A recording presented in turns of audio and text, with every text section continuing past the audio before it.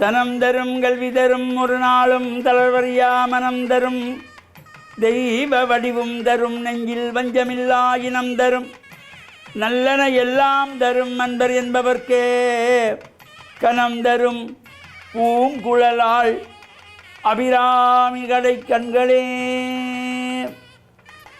ஓம் நமச்சிவாய. மேன்மைகள் சைவ நீதி விளங்குக உலகமெல்லாம்.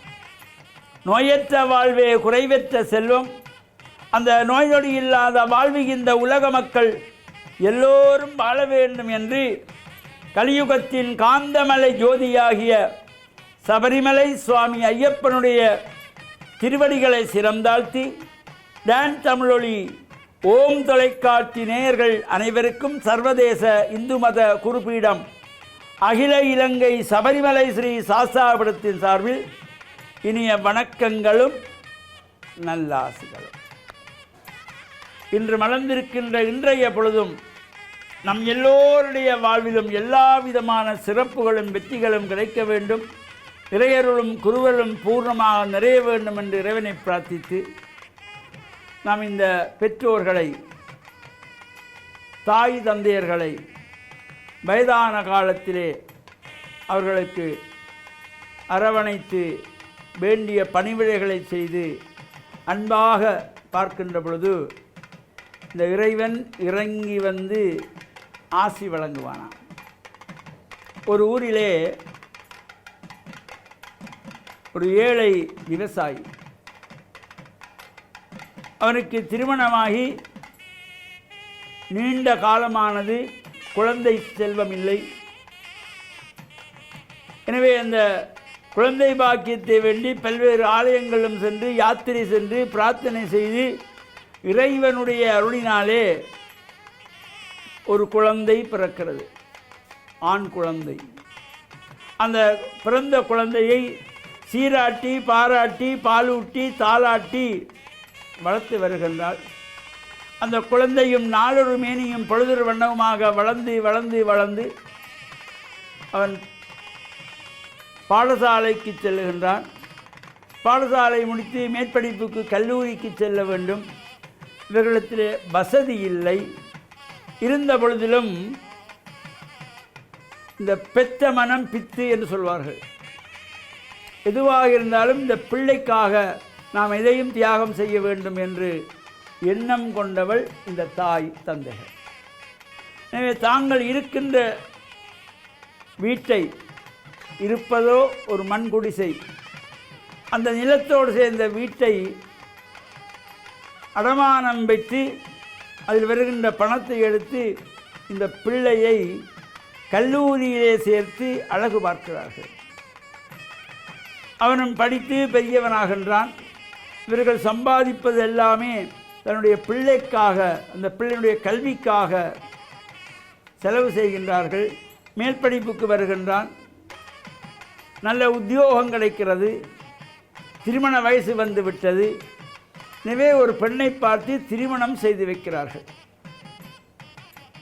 இந்த ஒவ்வொரு தாய்க்கும் இது ஒரு ஆசை, நம்முடைய பிள்ளைக்கு திருமணம் செய்து பார்க்க வேண்டும், பேரப்பிள்ளைகளை கொஞ்சிக் கொள்ள வேண்டும் என்கின்ற ஆசை எல்லோருக்கும் உண்டு.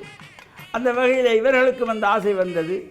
வசதி இல்லாவிட்டாலும் அந்த பிள்ளையை நல்லபடியாக படிப்பித்து உயர்ந்த இடத்துக்கு கொண்டு வந்து தாங்கள் ஒருவேளை உணவை உண்டு, பிள்ளைக்கு 3 வேளையும் உணவை கொடுத்து தங்களுடைய கஷ்டம் தெரியாமல் அந்த பிள்ளையை வளர்த்து பெரியவனாக்கி நல்ல இடத்திலே நல்ல சம்பாத்தியத்திலே இருக்கிறான்.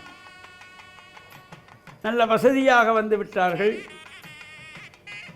அந்த மண் குடிசையை விட்டு அதற்கு முன்பாக ஒரு அழகான இல்லத்தை அமைத்து கிரகப்பிரவேசம் செய்யப்படுகிறது.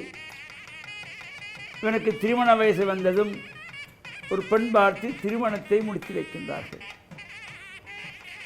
இந்த வீட்டுக்கு வருகின்றவள் விளக்கேற்ற வருகின்ற மகாலட்சுமி என்று முன்னோர்கள் சொன்னார்கள்.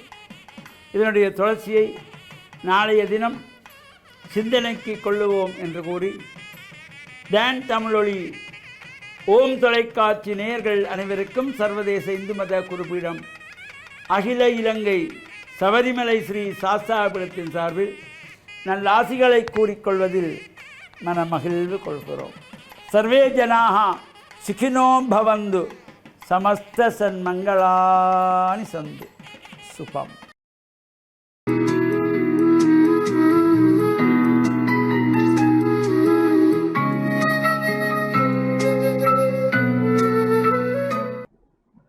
இறை இயேசுவில் என் அன்பு நெஞ்சங்களே, கிறிஸ்தவ நற்சிந்தனை வேளையில் உங்களை சந்திப்பதிலே எனக்கு மிக்க மகிழ்ச்சி.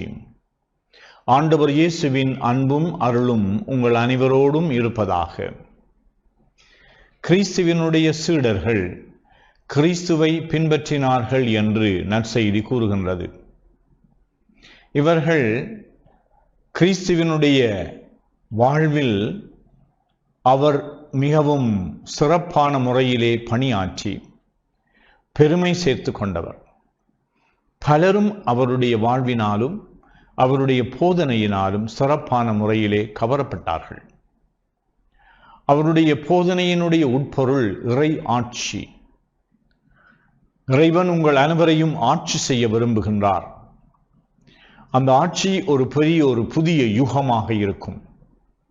அந்த யுகத்திலே சகோதரத்துவம், மகிழ்ச்சி, அன்பு, மனநிறைவு இவைகளெல்லாம் நிறைவாக இருக்கும் என்ற ஒரு இலக்கை நோக்கி நாங்கள் பயணிக்க வேண்டும் என்று சொல்லி அறைகூவல் விடுக்கின்ற இயேசு அதற்கான விதைகளை அவர் விதைத்து கொண்டு சென்றார். ஆனால் இந்த சீடர்கள் இவரை பின்பற்றுவதன் முக்கிய நோக்கம் அவருடைய வாழ்வில் அவர் கண்ட வெற்றிகளை, அவருடைய போதனைகளிலே அவர் கொண்ட பெரும் மகிழ்ச்சிக்குரிய பெருமைக்குரிய நிகழ்வுகளை பார்த்தார்கள்.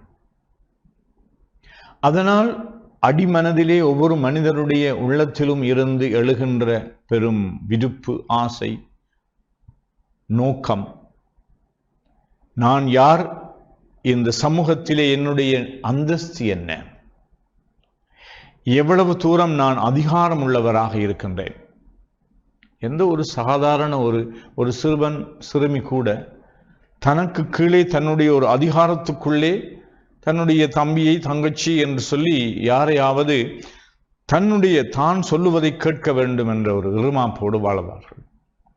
இவ்வாறு பல நிலைகளில் இருப்பவர்களாகிய நாங்களும் அது சமய ரீதியாகவோ, சமூக ரீதியாகவோ, அல்லது அமைப்பு ரீதியாகவோ, வேலைத்தளத்திலேயோ, அல்லது எங்களுடைய அன்றாட வாழ்க்கை சூழலிலேயோ நாங்கள் எப்பொழுதும் அதிகாரம் உள்ளவர்களாக அடுத்தவர்களை நாங்கள் அடக்கி ஆள வேண்டும் என்ற ஒரு விருப்பம்.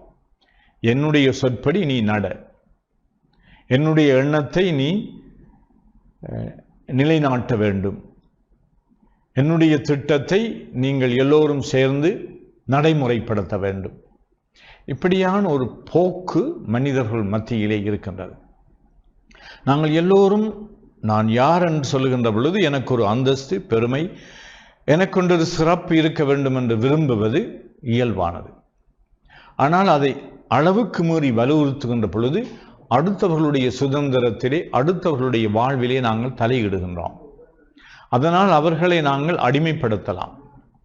ஆனால் கிறிஸ்து தம்முடைய சீடர்களை வரவழைத்தது அவர்களை அடிமைப்படுத்துவதற்கல்ல, மாறாக அவர்களுடைய வாழ்வை வளமாக்குவதற்காக, அவர்கள் இறைவனை கண்டுகொள்ள வேண்டும் என்பதற்காக, இந்த இறை ஆட்சியிலே அவர்கள் பங்கு கொள்ள வேண்டும் என்பதற்காக, அவர்களுடைய எதிர்காலம் சிறப்பான முறையிலே இடம்பெற வேண்டும் என்பதற்காக, இப்படிப்பட்ட இயேசுவினுடைய அன்பான அழைப்பை நானும் நீங்களும் இன்று கேட்போம்.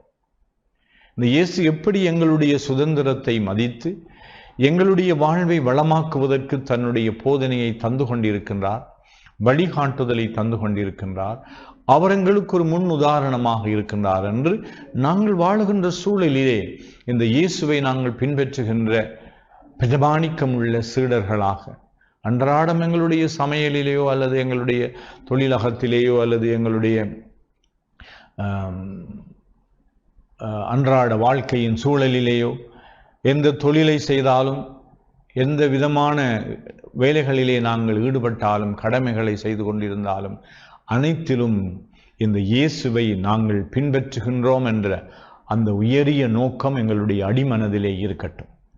ஆண்டவர் இயேசுவினுடைய பிரமாணிக்கமுள்ள சீடர்களாக இந்த நாளிலே நீங்கள் வாழ்வதற்கு இறைவன் உங்களுக்கு அருள் கூறுவாராக. ஆமீன்.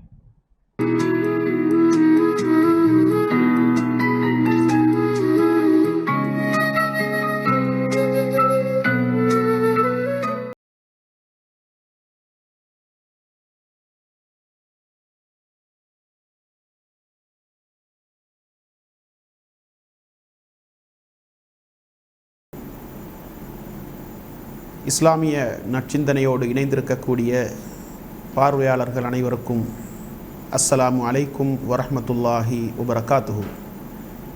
இன்றைய நற்சிந்தனையில் இஸ்லாம் மார்க்கம் ஒரு முழுமையான வாழ்க்கை திட்டத்தை மனித சமூகத்திற்கு அறிமுகப்படுத்தி உள்ளது என்பதை தொட்டு காட்டலாம் என்று ஆசைப்படுகின்றேன்.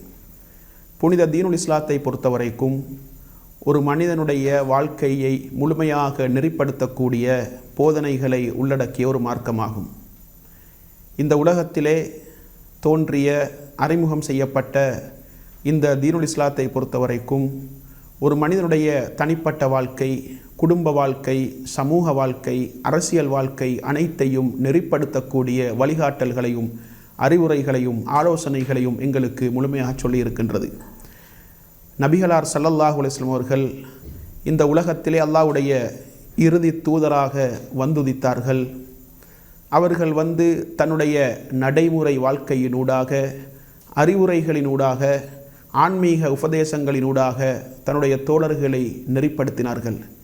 இந்த உலகத்திலே மனிதன் எப்படி மனிதனாக வாழ வேண்டும் என்பதை மிகச்சிறப்பாக தனது அன்பான அறிவுரைகளின் மூலம் அந்த சஹாபாக்களை வழிநடாத்தினார்கள், அவர்களை நெறிப்படுத்தினார்கள். மனிதனை கொலை செய்து மனித மண்டையோட்டில் மது அருந்தக்கூடிய கலாச்சாரத்தில் மூழ்கியிருந்த அந்த மக்களை மனிதாபிமானமுள்ள மக்களாக, மனித நேயத்தோடும் மனித வாஞ்சையோடும் இந்த உலகத்திலே வாழக்கூடிய மிகச்சிறந்த உத்தமர்களாக மாற்றிய அந்த பெருமை தீனுல் இஸ்லாத்துக்கு இருக்கின்றது. எந்த அளவுக்கென்றால், இந்த உலகத்திலே ஒரு மனிதன் சந்திக்கக்கூடிய பிரச்சனைகள், ஒரு மனிதனுடைய சிக்கல்களுக்கு தீர்வுகளை முழுமையாக இந்த மார்க்கம் சொல்லிக் கொடுக்கின்றது. அதே போன்று இந்த உலகத்திலே மனித சமூகத்திற்கு எதுவெல்லாம் நன்மை பயக்குமோ அந்த விடயங்களை எல்லாம் தேடி தேடி அல்லாஹ்வின் தூதர் ஸல்லல்லாஹு அலைஹி வஸல்லம் அவர்கள் மனித சமூகத்திற்கு கற்றுக் கொடுத்தார்கள். எதுவெல்லாம் இந்த உலகத்தில் மனித சமூகத்திற்கு கேடு விளைவிக்குமோ, தீங்கு ஏற்படுத்துமோ அந்த விடயங்களை எல்லாம் தேடி தேடி அல்லாஹ்வின் தூதர் ஸல்லல்லாஹு அலைஹி வஸல்லம் அவர்கள் மனித சமூகத்திற்கு எச்சரிக்கை செய்தார்கள். எனவே இந்த உலகத்திலே சஹாபாக்களுக்கு அறிவுரைகளை நபிகளார் ஸல்லல்லாஹு அலைஹி வஸல்லம் அவர்கள் எப்படியெல்லாம் தேடி தேடி கற்றுக் கொடுத்தார்கள் என்பதைத்தான் அபூதர் அல் கிஃபாரி ரலியல்லாஹு அன்ஹு அவர்கள் மிக தெளிவாக சொல்லுகின்றார்கள். எப்படி ரசூலுல்லாஹி ஸல்லல்லாஹு அலைஹி வஸல்லம் அவர்கள் எங்களுக்கு எல்லா விடயங்களையும் கற்றுத்தந்தார்கள். எந்த அளவுக்கென்றால், வானத்தில் ஒரு பறவை சிறகடித்து பறந்தால் அதிலிருந்தும் ஒரு செய்தியை நமக்கு நபிகளார் கற்றுத்தருவார்கள் என்று சொல்லுகின்ற அளவுக்கு மிக தெளிவான அறிவுரைகளை நபிகளார் ஸல்லல்லாஹு அலைஹி வஸல்லம் அவர்கள் தோழர்களுக்கு சொல்லிக் கொடுத்தார்கள். அதே போன்று ஒரு முறை சல்மான் அல் ஃபாரிசி ரலியல்லாஹு அன்ஹு அவர்களிடத்திலே ஒரு மனிதர் வந்து கேட்கின்றார், உங்களுடைய தூதர் உங்களுக்கு மலசலம் கழிக்கின்ற பொழுது கூட பேண வேண்டிய ஒழுங்குகளை எல்லாம் கற்றுத்தந்திருக்கின்றாமே என்று கேட்ட பொழுது அவர் மிகவும் அழுத்தமாக சொல்லுகின்றார், ஆம், நாங்கள் மலசலம் கழிக்கின்ற பொழுது வலது கையால் சுத்தம் செய்யக்கூடாது, விட்டைகளையும் எலும்புகளையும் கொண்டு சுத்தம் செய்யக்கூடாது, கிபுலாவை நாங்கள் முன்னோக்கி சுத்தம் செய்ய மலசலம் கழிக்கக்கூடாது, அதே போன்று வெட்ட வெளியில் நாங்கள் மலசலம் கழிக்கக்கூடாது, மறைத்து நாங்கள் அந்த தேவையை நிறைவேற்ற வேண்டும். இப்படியான ஒழுங்குகளை எல்லாம், இப்படியான வழிகாட்டல்களை எல்லாம் எங்களுடைய தூதர் ஸல்லல்லாஹு அலைஹி வஸல்லம் அவர்கள் எங்களுக்கு கற்றுத்தந்தார்கள் என்று சொல்லுகின்றார்கள். எனவே இந்த அளவுக்கு மனித சமூகத்திற்கு மிக தெளிவான அறிவுரைகளையும் மனித சமூகத்திற்கு நன்மை பயக்கக்கூடிய காரியங்களையும் தேடி தேடி அல்லாஹ்வின் தூதர் ஸல்லல்லாஹு அலைஹி வஸல்லம் அவர்கள் தன்னுடைய தோழர்களுக்கு கற்றுக் கொடுத்தார்கள் என்றால், அப்படிப்பட்ட ஒரு முழுமையான வாழ்க்கை திட்டமாகத்தான் இந்த தீனுல் இஸ்லாம் இந்த மண்ணில் அறிமுகம் செய்யப்பட்டது என்ற அந்த வரலாறை நாங்கள் மறந்துவிட முடியாது. எனவே ஒரு மனிதன் தன்னுடைய வணக்க வழிபாடுகளாக இருக்கலாம், அதே போன்று திருமணவியலாக இருக்கலாம், கொடுக்கல் வாங்கலாக இருக்கலாம், அதே போன்று குற்றவியல் சட்டங்களாக இருக்கலாம். எல்லா விடயங்களிலும் ஒரு மனிதன் சந்திக்கக்கூடிய பிரச்சனைகளுக்கு மார்க்கம் தீர்வு சொல்கின்றது. ஒரு மனிதனுடைய ஆன்மீக வாழ்க்கை மிகச்சிறப்பாக இருக்க வேண்டும். அல்லாஹ்வை பயந்து அவனுக்கு கட்டுப்பட்டு அவனுக்கு அடிபணிந்து அவனை உள்ளத்தால் விசுவாசித்து இந்த உலகத்திலே ஆன்மீக பாதையில் பயணிக்க வேண்டும் என்ற அந்த தெளிவான கோட்பாட்டை முழுமையாக அழுத்தமாக இந்த மார்க்கம் மனித சமூகத்திற்கு கற்றுக் கொடுக்கின்றது என்பதை நாங்கள் தெளிவாக புரிந்து கொள்வோம். மனித சமூகத்திற்கு முழுமையான வாழ்க்கை திட்டத்தை, முழுமையான தீர்வுகளை, முழுமையான வழிகாட்டல்களை, அறிவுரைகளை இந்த மார்க்கம் சொல்லியிருக்கின்றது என்பதை தெளிவாக ஏற்றுக்கொண்டு இஸ்லாத்தை முழுமையாக கடைபிடிப்பதற்கு அல்லாஹு தஆலா நம் அனைவருக்கும் துணை புரிவானாக. வ ஆகிரு தஅவானா அனில் ஹம்துலில்லாஹ்.